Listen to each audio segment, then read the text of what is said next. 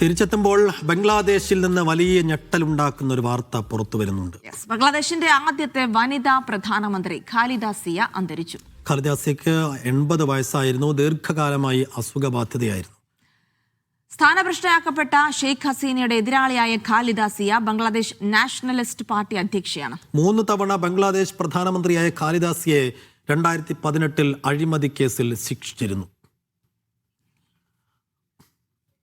രശ്മി ജയദാസ് വിശദാംശങ്ങൾ നൽകും ന്യൂസ് ഡെസ്കിൽ നിന്ന്. രശ്മി, ഖാലിദ സിയ വിടവാങ്ങുമ്പോൾ തീർച്ചയായും ബംഗ്ലാദേശിൽ ഒരു കാലത്തിൻ്റെ വിടവാങ്ങൽ കൂടിയാണ്. പ്രത്യേകിച്ചും ഒരു കലുഷിതമായ സാഹചര്യം ബംഗ്ലാദേശിൽ നിലനിൽക്കുകയാണ് ഖാലിദ സിയുടെ വിടവാങ്ങൽ. ഖാലിദ സിയുടെ മകനൊക്കെ ബംഗ്ലാദേശിലേക്ക് തിരിച്ചെത്തിയതുമായി ബന്ധപ്പെട്ട വലിയ രാഷ്ട്രീയ നീക്കുപോക്കുകൾ അവിടെ നടക്കുന്നതിനിടയിൽ ഖാലിദ സിയുടെ അന്ത്യമുണ്ടായത് എവിടെ വെച്ചാണ്? എന്തായിരുന്നു അവസാന നാളുകളിൽ അവർക്കുണ്ടായിരുന്ന അനാരോഗ്യവും അസുഖവും? വിശദാംശങ്ങൾ പറയും. സേഫു പറഞ്ഞതുപോലെ തന്നെ ബംഗ്ലാദേശിന്റെ ഒരു വലിയ ചരിത്രത്തിനാണ് ഖാലിദ സിയ വിടവാങ്ങുന്നതോടെ അന്ത്യമാകുന്നത്. 1991 അധികാരത്തിലേറുന്ന ബംഗ്ലാദേശിന്റെ ആദ്യ വനിതാ പ്രധാനമന്ത്രിയാണ് ഖാലിദ സിയ. തുടർന്ന് 1996 വരെ അവർ ഭരണത്തിലിരിക്കുകയും അതിനുശേഷം പ്രധാന പ്രതിപക്ഷ നേതാവായി തുടരുകയും ചെയ്തു. അവാമി ലീഗിന്റെ നേതാവായിരുന്ന ഷെയ്ഖ് ഹസീനയുടെ പ്രധാന എതിരാളിയാണ് ഖാലിദ സിയ. നവംബർ 23 മുതൽ ശ്വാസകോശ അണുബാധയെ തുടർന്ന് ഖാലിദ സിയ ആശുപത്രിയിൽ ചികിത്സയിലായിരുന്നു.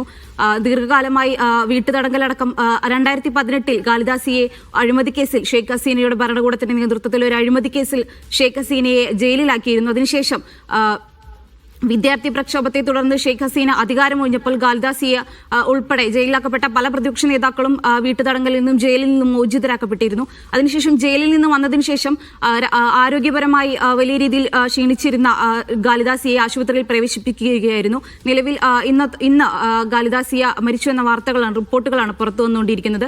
പിന്നീട് 2006 ഖാലിദ സിയ വീണ്ടും ബംഗ്ലാദേശിന്റെ അധികാരത്തിലെത്തുന്നത്. സിയാവുർ റഹ്മാൻ സ്ഥാപിച്ച ബംഗ്ലാദേശ് നാഷണലിസ്റ്റ് പാർട്ടി, അതായത് സിയാവുർ റഹ്മാൻ ഖാലിദ സിയയുടെ ഭർത്താവായിരുന്ന സിയാവുർ റഹ്മാൻ സ്ഥാപിച്ച ബംഗ്ലാദേശ് നാഷണലിസ്റ്റ് പാർട്ടിയുടെ അധ്യക്ഷയാണ് നിലവിൽ ഖാലിദ സിയ. അദ്ദേഹത്തിന്റെ മകൻ താരിഖ് റഹ്മാൻ ഈ അടുത്ത കാലത്താണ് ബംഗ്ലാദേശിലേക്ക് തിരിച്ചു വരുന്നത്. ബംഗ്ലാദേശിൽ കുറച്ചു കാലങ്ങളായി കലുഷിതമായി തുടർന്നുകൊണ്ടിരിക്കുന്ന സാഹചര്യം നമ്മൾ കണ്ടതാണ്, വിദ്യാർത്ഥി പ്രക്ഷോഭം ഉൾപ്പെടെ. അത്തരമൊരു സാഹചര്യത്തിൽ പ്രതിപക്ഷ പാർട്ടിയുടെ തലപ്പത്തേക്കാണ് ഖാലിദ സിയയുടെ മകൻ കടന്നു വരുന്നത്. ഈ ഒരു സാഹചര്യത്തിലാണ് ഖാലിദ സിയ വിടവാങ്ങിയിരിക്കുന്നത്.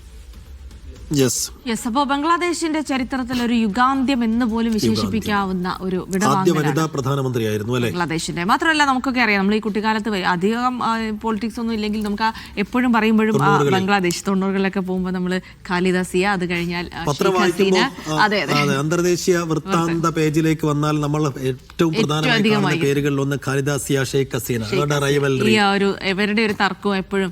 പക്ഷേ ഇവരുടെ ഒരു സമയത്ത് അഴിമതി കേസുകളൊക്കെ ശിക്ഷിക്കപ്പെട്ടിട്ടാണ് അവസാനം ഇപ്പോൾ ഈ അടുത്ത കാലത്ത് ജയിൽ മോചിതയാകുന്നു. അതിനുശേഷം അസുഖബാധിതയായിരുന്നു. അങ്ങനെ ഒരുപാട് രാഷ്ട്രീയ വിഷയങ്ങൾ, രാഷ്ട്രീയമായ സംഭവ വികാസങ്ങളൊക്കെ ഉണ്ടായ ഒരു കാലഘട്ടം കൂടിയാണ് അവസാനിക്കുന്നത്. അതായത് ഒരു രാഷ്ട്രീയ നീക്കങ്ങളുടെ ഒരു ഇര കൂടിയായിരുന്നു. അവരുടെ ഭർത്താവ് സിയാവുർ റഹ്മാൻ ഇതുപോലെ കൊല്ലപ്പെട്ടതാണ്. 1981 അവർ മുൻ പട്ടാള മേധാവിയായിരുന്നു, ബംഗ്ലാദേശിന്റെ മുൻ പ്രസിഡന്റ് ആയിരുന്നു. അപ്പോൾ സിയാവുർ റഹ്മാൻ കൊല്ലപ്പെട്ടതിന് ശേഷമാണ് ഖാലിദ സിയ രാഷ്ട്രീയത്തിലേക്ക് കടന്നു വരുന്നത്.